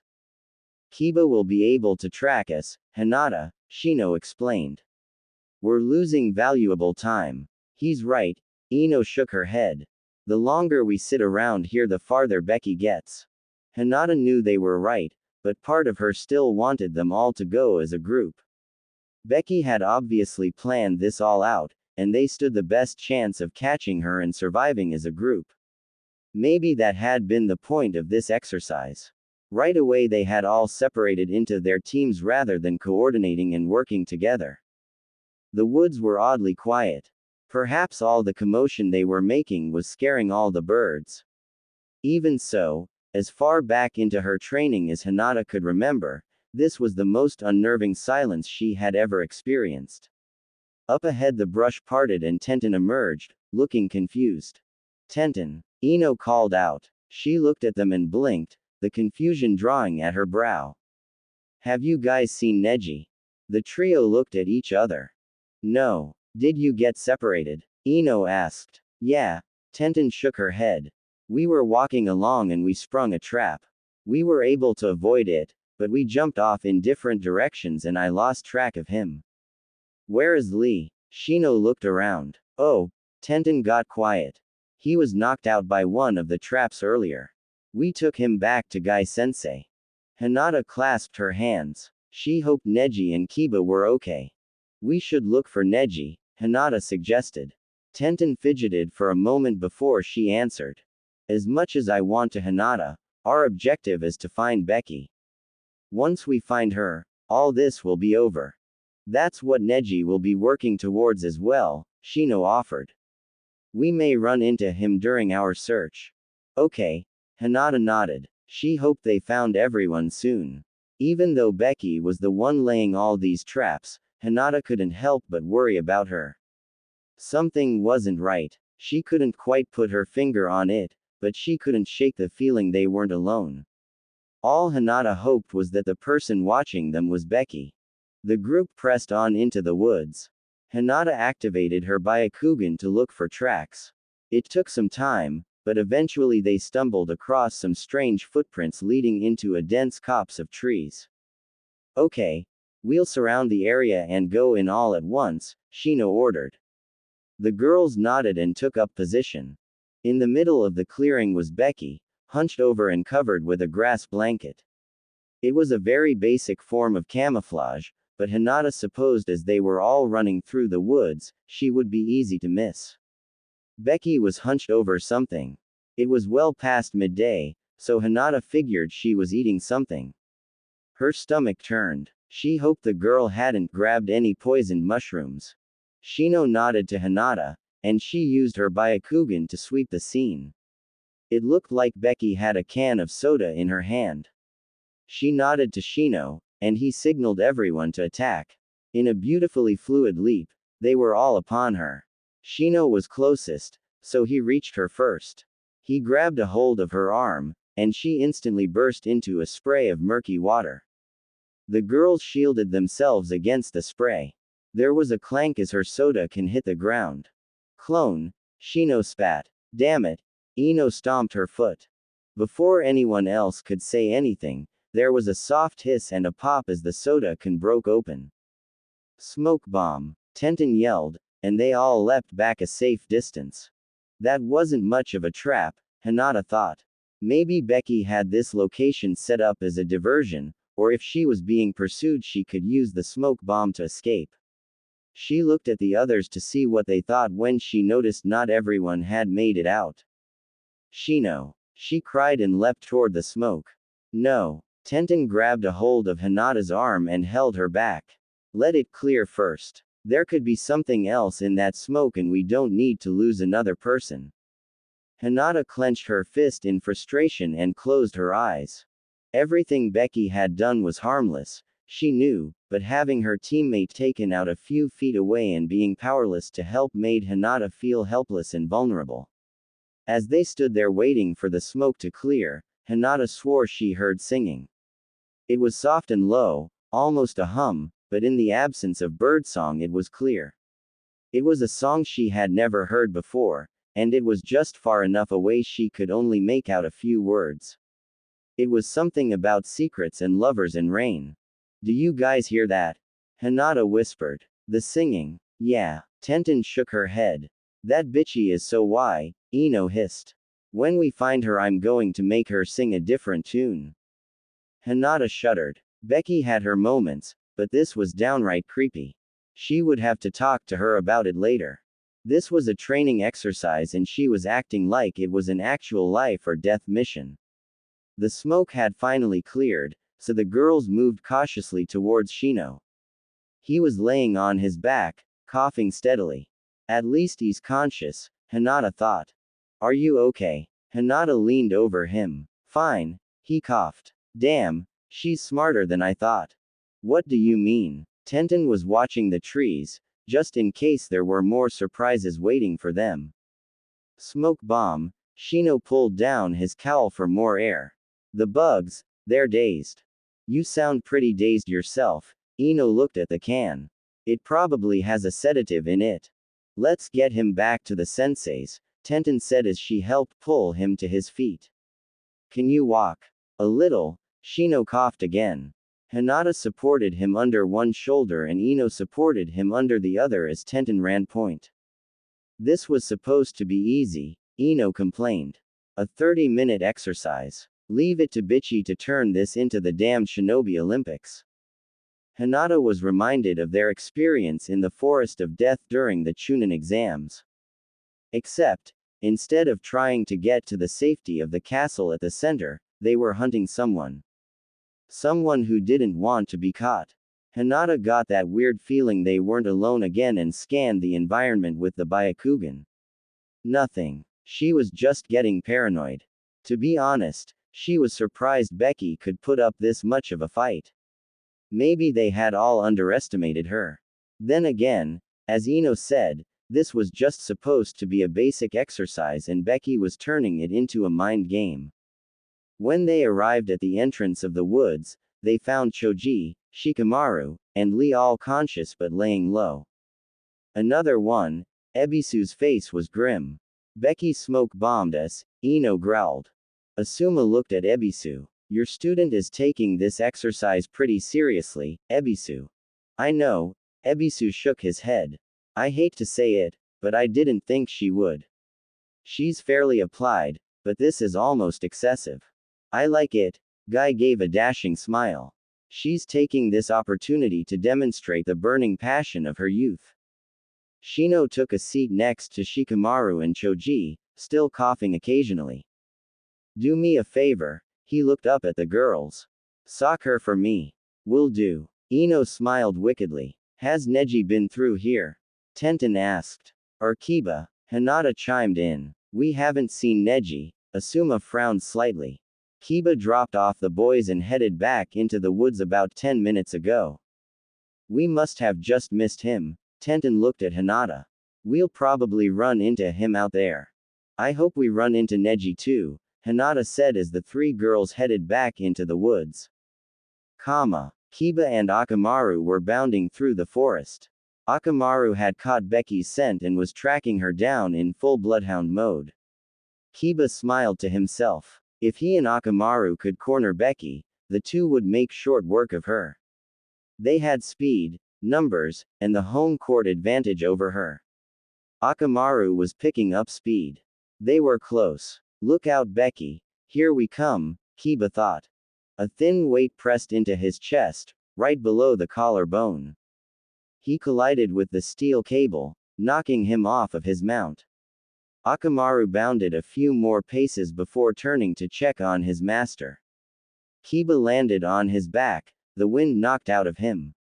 The wire was strung between two trees and was multiple wires wrapped together. This made it thin enough to miss with the eye, but strong enough to withstand impact and knock him down. Akamaru whimpered empathetically and Kiba scratched his head. I'm okay, boy. Kiba sat up gingerly.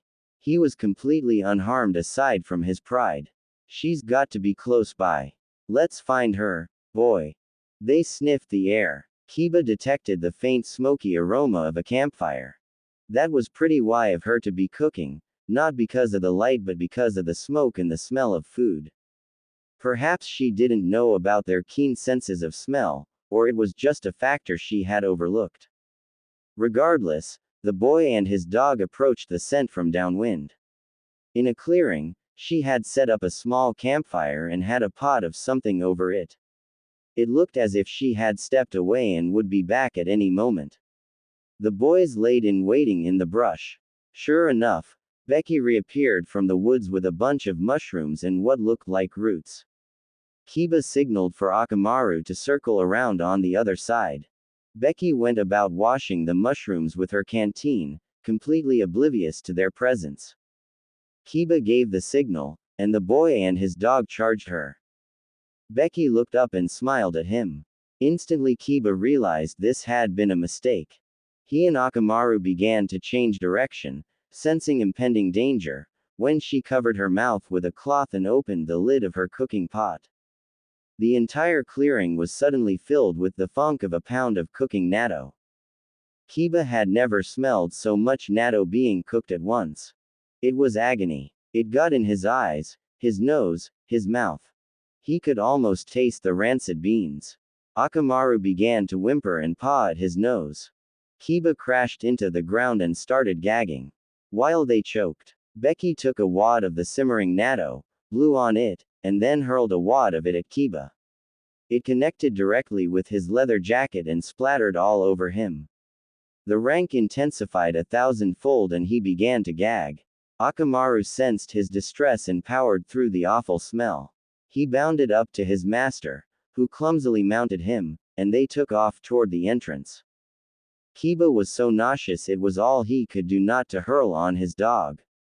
If it had just been his shirt, he would have tossed it aside and left it there, but Becky had gotten the beans all over his favorite jacket. If he could wipe it down and leave it in the shed to air out, it would probably be okay. In the meantime, the stink had given him an intense migraine. There was no way he or Akamaru could track like this. They would have to leave the glory of taking Becky down to the others. Becky couldn't stop grinning. There was nothing better than getting to use the natto she had been sentenced to eat as part of her revenge. Unfortunately, it was a double-edged sword. The same smell that had driven Kiba off the playing field now hovered over her like a raincloud. With more than half the Konoha ninja hunting her now, and less than half of her traps activated, Becky thought her odds were good to get cleaned up. It was too risky to just mask the smell with perfume, so she would have to try to wash it off. There was a nice deep river nearby she could hop in real fast, wash with unscented soap, and be back out and on her way before anyone noticed. She checked her traps along the way. They were all holding up well, and none on this side of the river had been triggered yet. So long as they approached her from that direction, she would have plenty of warning if they were headed her way. Becky set up her kit on the side of the river. She laid out her bag, her soap and a smoke pellet, just in case. First she peeled off the covers on her shoes, which were now saturated with mud and leaf detritus. Her shoes were next. She felt instant relief once her feet could breathe. Blood had been pooling in her feet from how much running and squatting she'd been doing. Even though it was unlikely she'd have to make a break for it, she decided she wouldn't fold her clothes so she could pull them on quickly. She set them up in the order she would put them on, so first she took off her pants and underwear and laid those out. Next went her shirt and her bra. If there was an emergency, she wouldn't have time to pull on her shoes. She put them in her bag, so if she did have to make a break for it, she could put them on later. Nothing was worse than being barefoot in the woods all day. She was stark now, and it was exciting and made her nervous at the same time. Becky had bathed outdoors before, which was always exhilarating, but the added danger of being hunted made it that much more intense. The water was cool and felt good on her skin as she slowly walked into the river.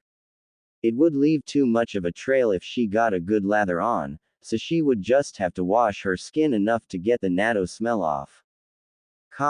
Neji had been looking for Tenten for 20 minutes. He would have been happy to find anyone, but this nerve-wrackingly silent forest seemed empty save for himself. Not a single deer, bird, or person had made an appearance since he had triggered the last trap. He sighed in frustration. Leave it to Becky to turn a run-of-the-mill training exercise into a nuisance. It was good that she took her practice so seriously, however Neji was quickly beginning to suspect that she had more than 30 minutes to prepare for this exercise.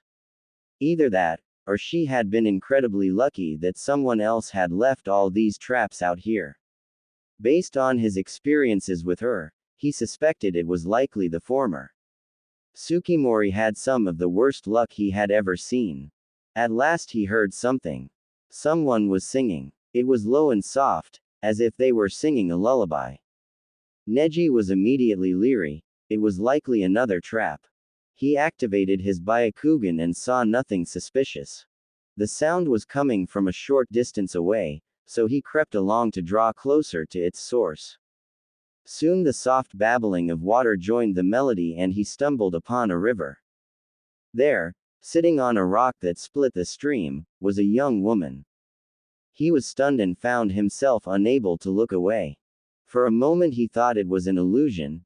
The way she combed through her impossibly long tresses gently with her fingers was so graceful, her skin looked like pure porcelain, and her hair glowed the color of starlight in the rays of the afternoon sun. Her back was to him and he was some distance away, but the gentle curves of her body were evident. He knew he should look away. He wanted to look away, but there was a part of him that had to know who this beautiful girl was. A bird took flight on his side of the river, startling the girl. She turned to the sound and Neji saw that it was Becky. Shame and guilt instantly washed over Neji. He stumbled backwards in shock, flushing with embarrassment. He had been transfixed by the song before and had failed to notice the rope trap a few feet behind him. His feet caught in the rope and he was launched upside down into the air, suspended by his ankles. The trap was set in the trail leading up the stream. Neji was left swinging in the air directly within view of Becky. In spite of all the noise he had made, she had failed to notice him. Having sensed the bird was no danger, she had gone back to bathing. Neji, his face beet red and now overwhelmed with regret over his spying, felt compelled to call out. Becky, he averted his eyes. I can see you. She froze solid and then slowly turned to face him. For a moment she was stunned in place, Neji an audience to a full frontal view of her dripping body. Becky didn't race to cover herself, she just slowly leaned down and picked up the soap, her eyes never leaving Neji. With a throw that would have impressed a professional baseball player, she hurled the soap full force between Neji's eyes. As he lost consciousness, he saw her dive into the water. His last thoughts were a debate on whether that really had been Becky, or a vision after all. Becky could not have put her clothes on faster. Although Neji had been eliminated as a threat, the run-in was enough to remind Becky she was being pursued. She slid on her shoes but packed up the sacks. At this point they were so dirty they would attract more attention than her footprints. She took to the trees and tried to locate her remaining pursuers. All that remained after Neji's elimination were Tenten, Ino, and Hinata. They had been out looking for her for at least 2 hours, judging by how the sun had dipped in the sky. She wondered if Ebisu was getting weird looks from the other senseis yet. The girls had heard the commotion in the nearly silent forest and eventually tracked down Neji's unconscious body. Neji! Hinata and Tenten cried out. Another one, out cold, Ino grumbled. This bitch has to go down. We can't leave him out here, Tenten sighed in frustration. One of you will need to carry him back with me. Hinata and Ino looked at each other. Ino shook her head. You two go. I'm going to finish this once and for all. Are you sure? Hinata looked up into the trees. Becky was out there. Was Ino really the best person to bring her in? I want to do this. Ino glowered out into the trees. It's personal. Alright. Tenten cut Neji down, and Hinata helped her lower him to the ground. Tenten took his arms and Hinata took his legs, and they began the long walk back to the entrance. The girls heard the soft singing again. I hope Ino finds her soon. Tenten looked around nervously. I'm done with this forest. Yeah. Hinata's Byakugan scanned the tree line. Me too. Becky saw Hinata and Tenten hauling Neji's body back towards the entrance. That meant the only person left on her tail was Ino. Becky wasn't sure exactly what she specialized in. From her understanding, each member of the Ino Shika Cho team was fairly weak on their own. They were most dangerous when encountered together. Becky had hoped Ino would get taken out with one of the traps. She didn't have anything special in her kit to take Ino out the way she had been able to take down Shino and Kiba based on their specialties. Becky figured her best bet was just to blitz her and take her out one-on-one. In a fistfight, she was sure she would have the upper hand against Ino. Becky slid down the trunk of the tree she was scouting in, and headed towards where Neji had been strung up. Becky arrived only to find the location abandoned. Ino's tracks headed off into the woods. Becky turned to follow when suddenly she heard a cry. Mind-body switch jutsu. The world almost instantly went black. Becky could feel her body moving, but was powerless to do anything about it. She heard Ino inside her head. I'm just going to borrow this for a while. What are you doing? Becky cried out in her mind, to which Ino laughed manically. I just hijacked your body, bitchy.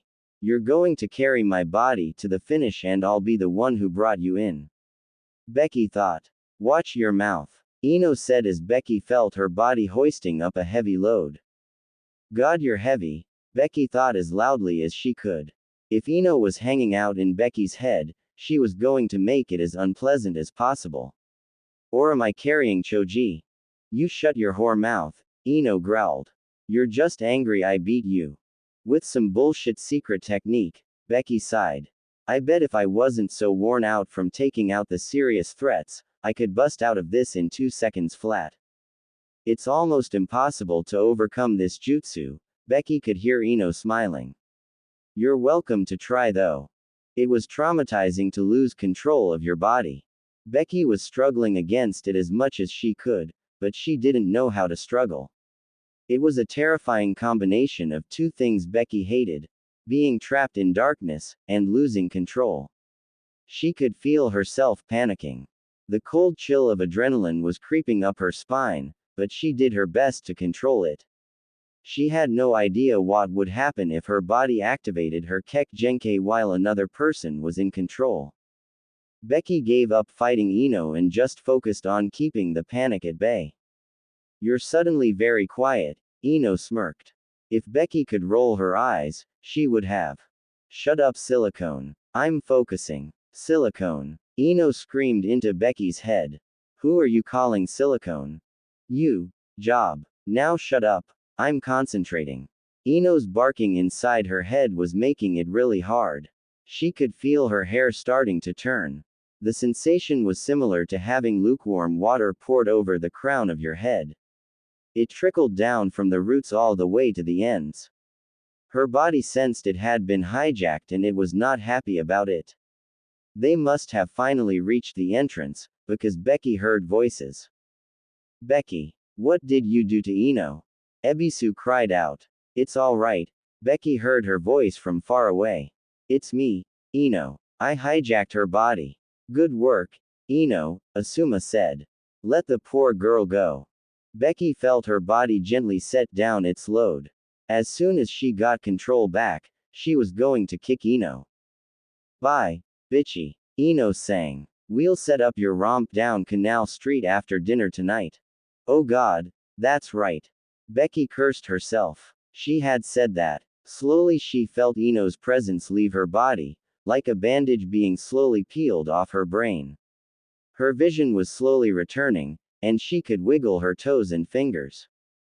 Becky, are you okay? Hinata whispered. Your hair, it's almost turned black. Yeah, I'm fine, Becky said in low tones. I was freaking out on the inside. That jutsu is bullshit. Okay, we're glad to see everyone is finally back, Ebisu sighed. This wasn't supposed to be an all-day training, but, oh well. Let's go eat. Asuma slapped his students on the back. Good work, you guys. Guy nodded and gave an award-winning smile. My students demonstrated commitment to one another with the passion that only youth can provide. I'm so proud. Me too. Lee Bear hugged Neji and Tenten. I'm so proud of you. Guy Sensei hugged them from the other side, he and Lee crying manly tears of pride. Okay, you two, that's enough, Tenten peeled them away. Neji just came to. Don't knock him out again. Are you okay, Neji? Hinata asked, concern in her voice. Since he had come to, he hadn't said a word. It was as if he had seen something out there that traumatized him. What did you do to Neji, Becky? I didn't do anything to him. Becky shrugged and looked away, the faintest hint of color playing at her cheeks. Nothing that he didn't deserve, anyway. Hinata could sense there was more to it than that, but now wasn't the time to pursue it. The walk back into town was quiet, partially due to exhaustion and partially due to angry feelings between Becky and the crew. Once they were all seated in the diner, however, and the delicious aromas of their upcoming dinners had washed over them, they all finally began to relax. After another 10 minutes or so, conversation was freely flowing back and forth between the senseis and the students. All except for Becky. She stared into her mug of tea. There was a bitter taste in her mouth, and it wasn't her drink. For days she had planned, prepared, and executed her plan flawlessly. Ebisu wasn't embarrassed, the senseis weren't angry, and she had gotten her mind violated in the process. It went beyond disappointment. She was going to be punished, she knew, but she wouldn't get to experience any gratification to make it worth it. She sighed heavily and rested her chin on her hand and listened to the kids her age chatting merrily about their lives. To make matters worse, Ebisu came over and sat down beside her, cutting her off from the rest of the group. Bekiko, do you understand what the point of that exercise was? He was using his teacher voice. Becky hated it. He used it when she did something wrong and he was going to be the better person and not be angry about it. Use it as a teachable moment. He said all kinds of crap like that. It made her want to knock his teeth in. No, sensei. What was the purpose of the exercise? She was too tired to do anything but say exactly what he wanted. That would make the encounter go by at double speed. Out here you are acting on your own, and you yourself have admitted to having little to no field experience, Ebisu explained. This was a chance for myself and the other senseis to see how you handle yourself in the field. Why would you want to do that? Becky was having trouble keeping her eyes open. She had been running on almost pure adrenaline all day. Now that the exercise was over, she was realizing she was exhausted. So that we can send you out on training exercises with the other squads, Ebisu squared off with her so she was forced to look him in the face. I learned a few things about you today, you know that. First, I learned can't tell you anything you can use to your advantage and that you'll cheat to win. Second, I learned that I have seriously underestimated you. Even with knowing what you were up against ahead of time, you were able to hold your own out there against 9 shinobi of your rank or higher. Becky couldn't be sure based on Ebisu's facial expression, but that sounded like he was giving her praise. That made her suspicious. She watched him carefully as he spoke. I think you're more than capable of training along with the shinobi of the leaf your age. I also think that we can cut your training back to once a day. Ebisu smiled at her. You've made it clear you have a solid grasp of the basics. So what is my next training exercise going to be? Becky could hope he'd fall for the same trick twice. Oh, that's easy. You're going to be going through those woods with me and disarming all the traps you left behind. Ebisu's face was unreadable. Tomorrow. She smiled nervously. After we leave here, Becky. His face was still as blank as paper. Wait. You called me my name. Becky's eyes went wide. You never get my name right. Ebisu chuckled. Of course I know what your name is. You just make the grouchiest face whenever I use the wrong name. It's hilarious. Becky made the face. I hate you, sensei. He reached over and ruffled her hair, and she tried to bite him. All was well. Becky didn't get back from disarming the traps until well after 9. Hinata had waited up for her. There was a chill in the air that night, so as soon as she heard her friend coming through the gate she put a pot on the stove. Becky came in the door as Hinata was pouring her a cup of tea. Oh, thanks Hina-chan, Becky accepted it gratefully. What are you still doing up? I wanted to talk to you about today. Hinata sat down on the couch and Becky followed her lead. What about it? Becky sprawled out in her corner of the sofa. Well, a couple things. Hinata toyed with the bottom of her shirt. So what happened between you and Neji? Why do you ask? Becky watched Hinata over the top of her cup as she sipped her tea. She was definitely hiding something. He hasn't said a word since we got back from the woods. Hinata watched Becky carefully. And you've been acting strange about it, too. Did you two fight? We didn't fight. Becky relaxed. We did have a run-in. He surprised me and I knocked him out. He's probably just embarrassed. Oh, Hinata knew there was more to the story, but she couldn't push Becky too much all at once. She was the type that gave more away while filling a silence than she would if directly pressed. So there's something I've been curious about. Becky rested her chin on her hand. How is it that you got engaged to Naruto so young? Oh, here it was at last. Hinata sighed with frustration. Becky had been around the Hyuga long enough that she had picked up on how old everyone else got married. She supposed it would only be fair to tell her a secret to get her to tell Hinata one of her own. The Hyuga have an ancient law, Hinata began, that if someone of the opposite sees one of our young unmarried clansmen, they have to be wedded. Becky's eyes grew wide as the realization dawned on her. So Naruto saw you, and now you have to get married. She put a hand to her head. Wow, was it an accident? Hinata blushed fiercely. Of course it was an accident. I was out training under a waterfall in the buff, and he stumbled across me. We were young and didn't know what else to do, so we told my father. The arrangements were made immediately. Well, what would have happened if you had seen Naruto? Becky edged her head curiously. It would have been the same, Hinata explained. It's not like if we see someone with Byakugan we have to marry them. It's really more about being in close proximity to someone when they are weird and unmarried. It's a propriety thing. For some reason, the color had drained from Becky's face.